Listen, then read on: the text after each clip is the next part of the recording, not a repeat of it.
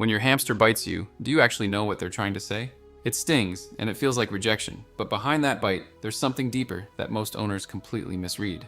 It was never about aggression. Most people assume the answer is simple. The hamster is mean, or wild, or just doesn't like being touched. But here's the thing. Hamsters don't have hands. They can't tap your finger, wave you off, or step back and give you a look. And biting is one of the very few tools they have to say something urgent. And urgent is the key word here. Before a bite, there's almost always a warning. A freeze, a turned head, a slight stiffening of the body. Most owners miss all of it because they're not looking. And by the time teeth are involved, your hamster has already been trying to communicate for several seconds. Here's what that means.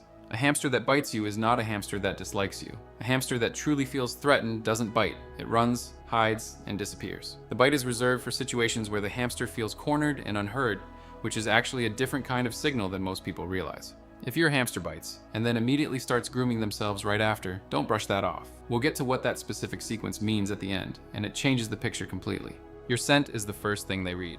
Have you ever noticed your hamster sniffing your hand before they bite it? That's not random. That sniff is an entire conversation happening before you even register it. Hamsters have a sense of smell that is vastly more powerful than ours, and where we see a hand reaching in, your hamster is reading a detailed chemical message. What did you eat? Did you touch another animal? Did you use a soap they don't recognize? All of it registers instantly. A 2020 study on Syrian hamster stress responses found that unfamiliar scents on a handler's hand were among the most consistent triggers for defensive biting, even in hamsters that had been handled regularly for months. What that means for you is that your hamster might not be reacting to you at all. They might be reacting to the smell of your lunch, your lotion, or the dog you pet on the way home. This is also why washing your hands before handling makes such a measurable difference. It's not just hygiene, you're clearing the chemical noise so your hamster can actually read the scent they trust. The scent glands tell the whole story. Here's something most hamster owners don't know exists. On either side of your hamster's hips, there are two small scent glands, and you might have seen your hamster rub their sides against things like their hideout, their wheel, or the corners of their cage. That's not random movement, that's claiming. Hamsters mark everything that belongs to their world, and when your hamster has spent enough time with you, something shifts. They start treating you the same way. They press against your hand, they rub their face along your fingers, and they're not just being affectionate, they're marking you as part of their territory. Now here's where biting connects. When a hamster bites a stranger or an unfamiliar hand, part of what's happening is a boundary response. This space is mine, you haven't been accepted yet. But when a hamster bites you, someone they've already claimed, it usually means something specific happened in that moment to trigger alarm. The trust is there. Something disrupted it temporarily. That's a completely different situation than an aggressive animal. That's a bonded animal communicating a breach. A prey animal's last resort. To understand why hamsters bite the way they do, you have to go back to where they come from. Syrian hamsters evolved in arid desert landscapes where they were hunted by owls, foxes, and snakes, and everything large that moved quickly was a potential predator. Their entire nervous system was built around one job: survive. In that world, biting wasn't a first response, it was a last resort. Running was first, freezing was second, hiding was third, and biting only happened when every other option was gone. That wiring hasn't changed, and your domesticated hamster is running the same ancient software. My hamster once bit me hard when I reached in to clean the cage while he was still inside. At the time, I thought he was being territorial and difficult. Turns out I had approached from directly above, the exact angle a hawk would use. His entire threat response fired instantly. It had nothing to do with me. It had everything to do with millions of years of survival programming.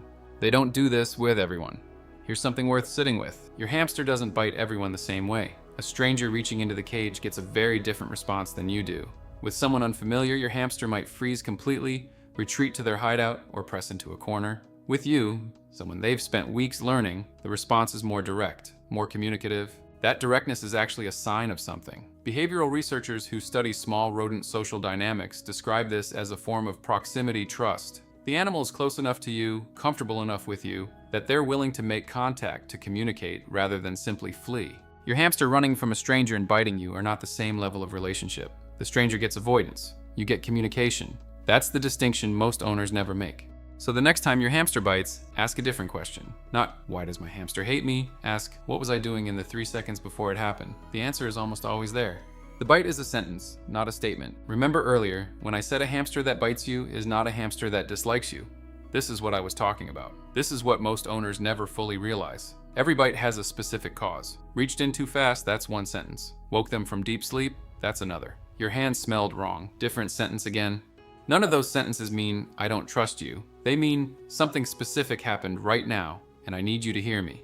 The hamsters that stop biting aren't hamsters that have been trained into silence. They're hamsters whose owners learned to listen before the bite became necessary. They read the freeze, They noticed the turned head, they put the hamster down before the conversation escalated. That's not dominance, that's fluency, and once you develop it, your hamster doesn't stop communicating. They just find that the earlier, quieter signals are enough. When the biting suddenly changes. What does it mean when a hamster that rarely bites suddenly starts biting more? This is what I mentioned at the very beginning, and it's something every hamster owner needs to pay attention to.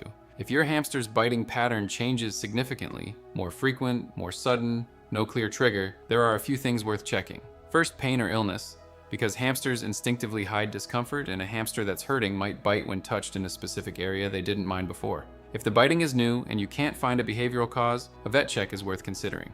Second, environmental stress. A new pet in the house, a change in your schedule, a different bedding smell, even a rearranged cage can disrupt a hamster's sense of safety, and their bite threshold lowers when they feel unsettled. Age, because older hamsters sometimes become more sensitive to handling as their senses change, and what felt fine at 1 year might feel overwhelming at 2. The point isn't to alarm you. The point is that a change in biting is your hamster telling you something changed. They're not being difficult, they're being honest. Your hamster chose to communicate with you rather than just hide. So if something shifts, listen. And if you want to keep understanding your hamster better than most owners ever will, subscribe. There's a new video every week. Every bite your hamster has ever given you is a message. Not aggression, not rejection, just a specific sentence delivered in the only language they have at the moment when every quieter signal went unheard. That's not a mean hamster. That's a hamster trying to reach you.